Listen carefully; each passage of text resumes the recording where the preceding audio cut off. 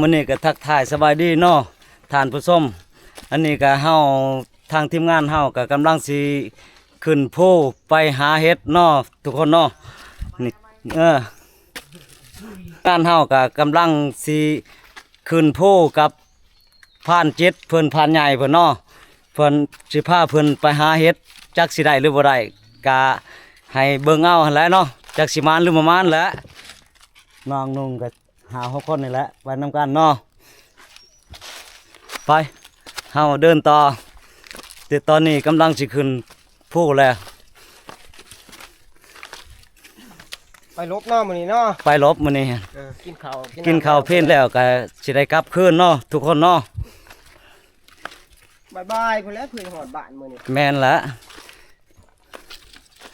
คนที่แถวนี้เฮาเล่นเบิดเลยเนาะแถวผักภูนี่ก็เบิดแต่เขาเอาเบิดแล้ว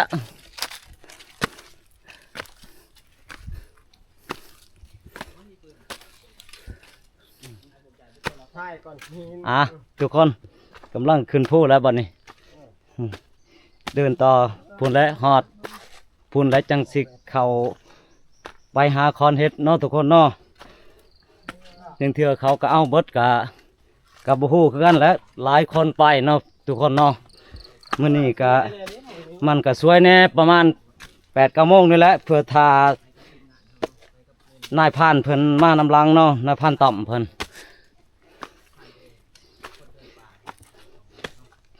พวกและตอนบ่ายๆยังสิได้กลับคืนเพราะว่าเฮาก็สิบ่ได้ไปนอนไปกลับมาไปหากินสัวข้าวเนาะไปกลับมา6 โตเนาะทุกคน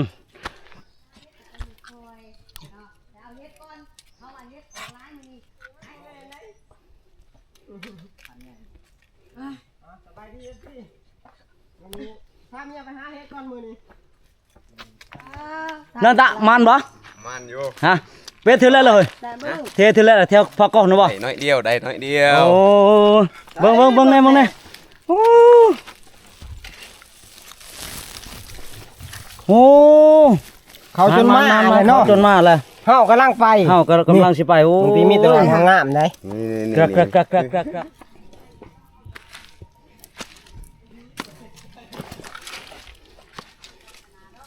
โอ้ยนี่หมื่นเป็นหมื่นเลยทางตัวนี้มันเท่านั้นเพราะว่ามันยังมีน้ำอยู่นี่มันยังมาทันแห้ง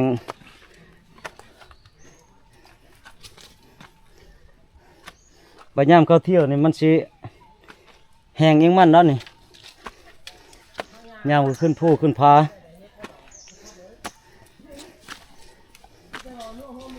สิได้เฮ็ดจังไดแหละหมู่ไปก่อนโตเราไปนำลังได้มันสิได้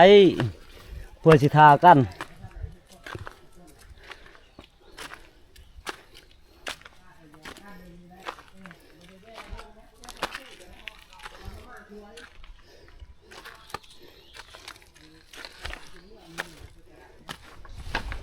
เก็บแล้วก็ชิลาเติมได้กะพอได้ปั้นกันกิน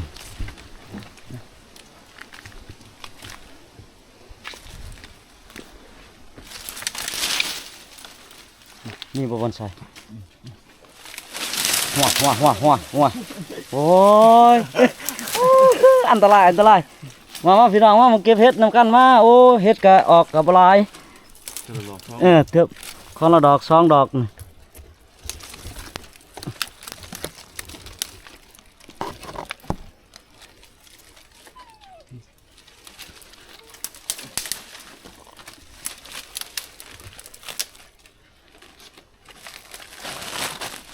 ใส่อันกระสอบหล่น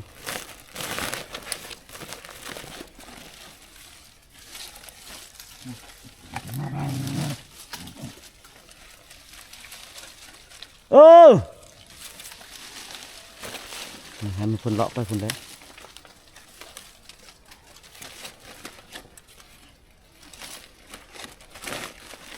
ทางหลัง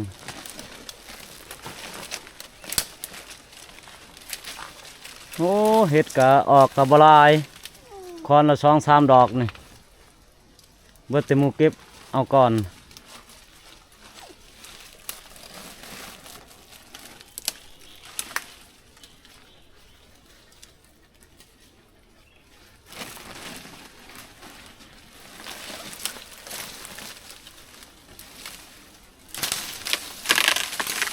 เฮ็ดแห้งแล้วตอนนี้แห้งแล้วอ่ะทุกคนเดี๋ยวนี้ได้มาพอค้อนเฮ็ดแล้วเนาะกำลังสิเก็บเลยเด้พาน้องพานุงเก็บเฮ็ดนี่โอ้มาเด้อพี่น้องเด้อมาเก็บเด้อมาเก็บเฮ็ดเด้อโอ้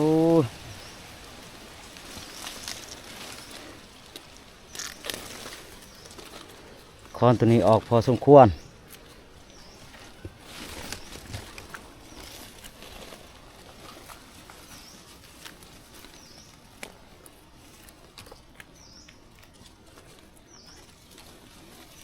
หมู่เฮาก็เสียน้ำเนาะพี่น้องจักไปอยู่ไสเด้อ มีแต่สองคนเฮาวันนี้เก็บ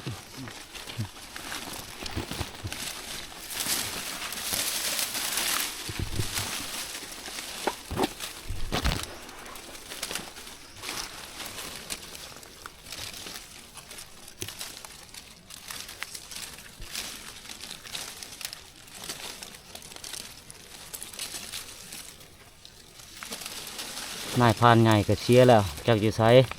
จักไปทางใดแล้ว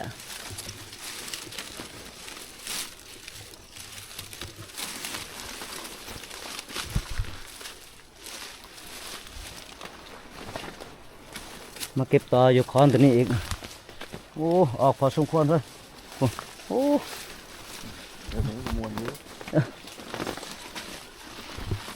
มาพี่น้องมาค้อนที่สองนี่มา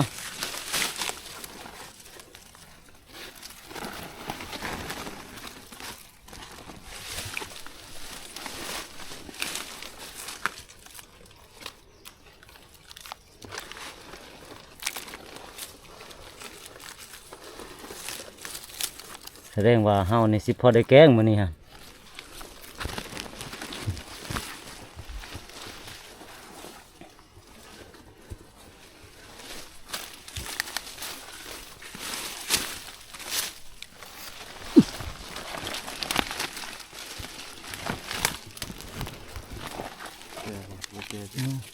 เกนี่มันออกแต่ช่วงนั้นเนาะขึ้นเป้าอยู่พุ่นอยู่พุ่นหันโอ้พักพุ่นหันพักขึ้นมาเด้อพี่น้องมาเด้อมาเก็บเห็ดเด้อโอ้ออกพอสมควรคอนตัวนี้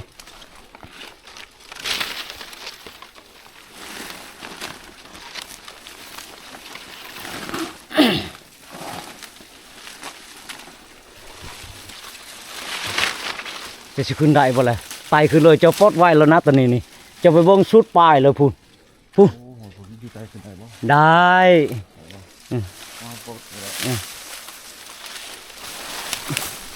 เอาเก็บตัวนี้เลยรถขึ้นจับดีได้ไว้ตกได้ไม้อันนี้จ้างมันก็บ่อันนั้นดอกบ่ตกบ่ฮักอีกเฮาเก็บไปก่อนจังเฮาสิอันนั้นเนาะโตขึ้นได้บ่ละไม้ขึ้นได้แม่นบ่บ่ฮักไม้นี่รับรองเลย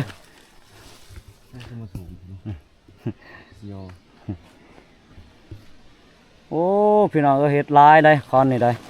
สมควรเติบเด้อ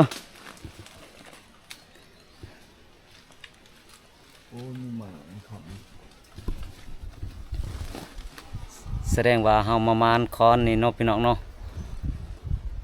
เพิ่นก็ออกพอสมควรได้นี่พอได้แกล้งได้นี่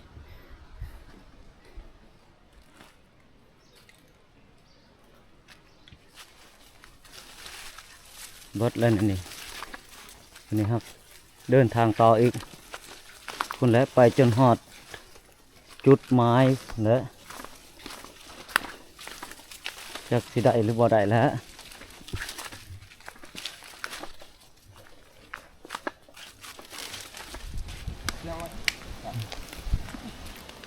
จังได้เลยมาหอดก่อนได้ยังเหรอ เฮ้สิได้ยัง ห่าน บ่ได้ยังเพิ่นว่าลงมาทางนี้บ่ทันได้ฮอดบ่สาวโอ้ ว่าเจ้าก็หอดก่อนนะนี่ได้เฮ็ดแหง4-5ดอกนี่ นั่นเบิ่งทุกคนได้เบิดเท่านี้เลยเพิ่นไปก่อนบอกให้ทากันเพิ่นว่าโอ้ยหลงทางอยู่หั่นลงทางบ่จักทาง บ่แม่นว่าลงบ่เคยมาจักเทื่อมีแต่ลัดมาได้นี่ โอ้ ลัด มาได้นี่ถือเชยนี่ลัดมานี่ ผ้าใหญ่เพิ่น แสดงว่าลัดมาทางจ่ายตัวนี้แม่นบ่ เออแม่ โอ้เอาสันเอา บ่เคยมาพักผ่อนกินข้าว พัก ก่ ผ่ อ อน นกินข้าวก่อน กินน้ำก่อนจะไปต่อ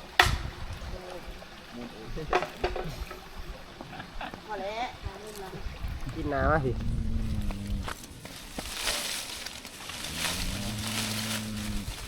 ใช้แล้วห่อข้าวเฮาเอามา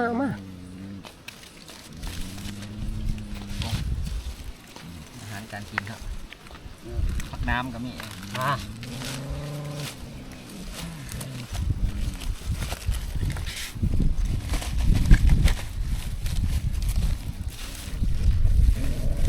ลาบเป็ดครบเลยจำกันกับอยู่บ้าน เนาะหากินอา บ่เห็ หานร บ่ ปลา เห็นปีกแซ่บได้บนนี้ โอ้เจียวกระจักคักบ่คักนะ เอาออกมาแล้วกันคนกับเจียวเลย กับบูด เบิดมือเอ่ย มาพี่น้องกินข้าวนำกัน นี่มีลาบไก่ฉีนหมู บ่ใครเขา สินสันได้นี่ สินชั้นได้นี่ได้มาอายะ เฮีย กลับเรื่องอันนี้ขอทูตขอไฟน้ำสิได้เว้าภาษาส่วนเผ่าเนาะมาอายะกลับเรื่องจะโดยเรื่องไหนเด้อเรื่องอากายเจ้านะมาจ่าเจือ ประมาณได้ เสงวยเสจ่าลึงมึงอย่าได้ยะสะเกยเฮ้ย หลอกอลิก็ให้ไอ้จ้อไล่มาเนี่ย ป่วยเตอละหอนโชคมานหอนอ่ะเอา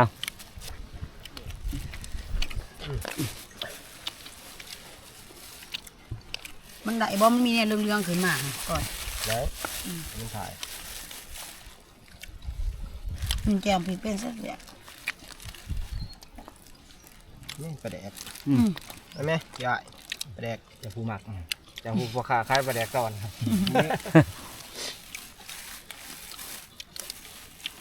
กินหัวปลานะตัวนี้อยากเชียร์ล่ะเพราะว่า มันจะบูดหรือเปล่า ถ้าใส่ตัวอย่างมันอบ เบิ่นแล้ว จะเศร้าดิ ไปกินข้าวมันบูดบ่ มากินข้าวนำกันนี่มากินแล้วก็จะเดินต่อไปเอาเขียดได้บ่นี่แง่เขียดกระซำมันคำนี่ประมาณบ่ายโมง2 โมงสิได้กลับเลยเอาจ่าเชือเบ็ดเด้อเอา เห็นอยู่ว่ามากิน เห็นนั่นแหละ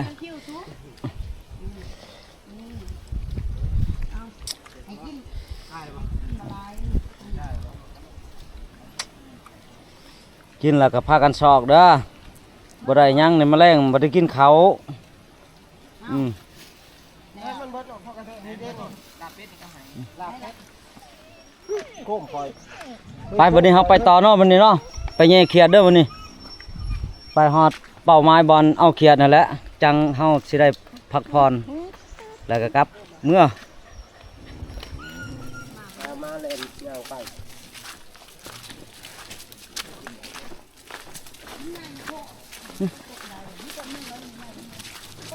มานี่ก็จะโค้งไปกันเลย มาพี่น้องมาเก็บนำกันเนาะโอ้ยลายเติบได้กบนี่นี่พุ่นโอ้ยบ่มีใครเห็นคอนตัวนี้มา ให้ในพันมันขึ้นเนาะ คอนสิขึ้น ส่วนปลาตอมกับพันใหญ่นี่ขึ้นได้แต่งาค้ำนี่แหละ ยืนให้กำลังใจนะ ขึ้นไปแล้วโดดใส่แล้วเด้อหูจาดโลด ที่เทิงอยู่บ่ล่ะคือจังอยู่ ถึงอยู่เลยลูก โอนใช้ เจ้าว่าแก่จะได้นี่ บ่ดีงามเนาะโอ้ ใหม่ตัวใหญ่ดังให้มาแม่นกระดักดอกนี่ฮะเอาแล้วสมิคนเฮาบ่เอาบ่ได้อันนี้เลย มาทิมได้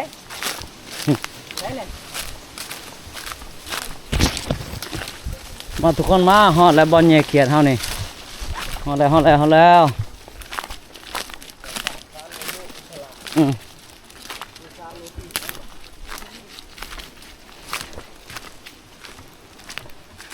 ดทำแย่เขียดแล้วโอ้น้ำยังลายบ่จักนี่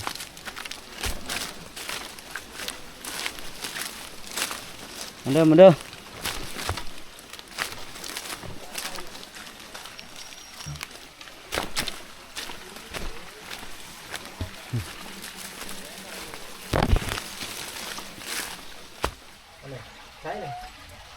เป็นจะแซงคุโอ้ยนี่บ่จ้ะ โอ้ยพี่น้องเอ้ยลายลีนี่ หลายบ่ โอ้ลายเติบสมควร เฮ็ดจะได้ล่ะสิบังกันบ่เห็นกันบัง ไปสิให้ เอาลง แต่วิชาการเพิ่นดอกเห็ด เป็นผู้เคยเอาก่อนเนาะ ผู้เชี่ยวชาญเลย ให้คอยลาดเบื้องนั่นบ่ลุง ไปอยู่บนอะไร อืม เจริญปีเพิ่นเคยมาเอาเลย เบิ่งคุณบ่ ปีกายเพิ่นก็มาเอาพอดี ย่างลง หมดเข้าไปแง่อยู่พื้นบ่ได้ทุกคนเลยอยู่กล่องขี้หินพุ่นเฉพาะรอกในผ่านอันแนมหาบ่เห็นแต่มันอยู่ลึกเถิงพี่ โอ้นี่พี่น้องเอ้ยมื้อนี้ผลงานมามื้อนี้หาเฮ็ดน้ำแล้วก็แย่เขียดน้ำก็บ่หลายปานใดแหละบ่ลงบ่หลายพอได้ปันกันกินมื้อแลงนี่ก็เอาแล้วซั่นนี่ได้เนาะ2โลลุง ได้ประมาณ2โลนี่แหละนี่ ไป ไป หาเฮ็ด ไป ต่อ หาเฮ็ดต่อ รอเมื่อได้ เดินต่อฮะนี่แม่งขับยามเดือน12แม่งขับก็ยังมีเด้อพี่น้อง เริ่มสิเบิดแล้ว นี่เริ่มเบิดแล้วนี่ตัวนี้มันก็สิตายแล้วนี่ มันก็ใช้เต็มสุดแล้วไป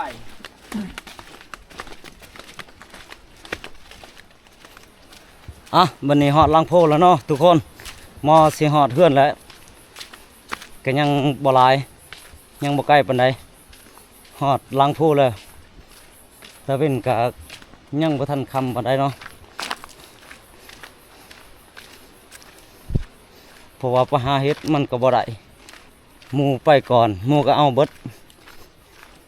เฮาเพราะว่าเฮาก็ขึ้นสวยแน่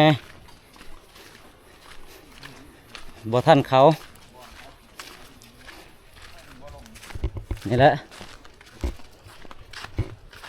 นี่แหละมันมีวิธีเขาอธิบายเขาเอื่นว่าโค้งห้าง ตายไปแหละกับไปตัดอย่างเดิม เอาเดี๋ยวนี้ก็มาฮอดเฮือนแล้วสรุปผลงานแล้วไปมื้อนี้ก็ได้เทิงเขียดน้ำเนาะพี่น้องเนาะเขียดกับเฮ็ดแหน่กับเบิดเท่านี้แหละเดี๋ยวนี้ก็สิให้น้องนุ่งปั้นแต่ละพูดเขียดแหน่แล้วก็เฮ็ดแหน่เนาะมื้อนี้ก็ซ้ำนี้ให้แม่น้องมิวเป็นคนแบ่งกับเฮ็ดแหน่ รู้จักกันจัง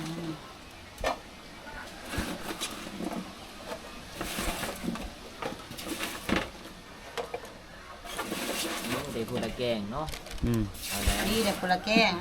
แกงกับแกงเฮ็ดบดมันอันนั้นนะมันหมูเนื้อมันขึ้นเชื้อรา เป็นจะได้ของมันมุนอยู่แล้ว อืม เฮ็ดบดผสมประกอบ อ้าว อืม เป็นเฮ็ด อืมวันนี้ ใช้ละเขียดเฮา แหละ เฮ็ด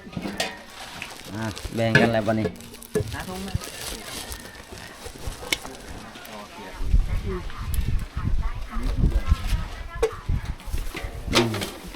ปั่นจับตัวใหญ่ก่อนเด้อ เป็นปั่นตัวน้อย เขียดเงาแง้มเดือน12นี่มันขนาดไหน หัวมันเลย มันตรวจที่กระตั้มบักทั่วเนาะ อืม หนาเนี่ยมันตัวหนึ่งหมดเลย 2 4 นับโต๊ะครับ เอานักแน่ลุงแพ อืม เอา อืม เอา เอานะครับเอา วันนี้ก็สำเร็จเสร็จสิ้นแล้ววันนี้เอาของไฟของมันเด้อวันนี้เด้ออืม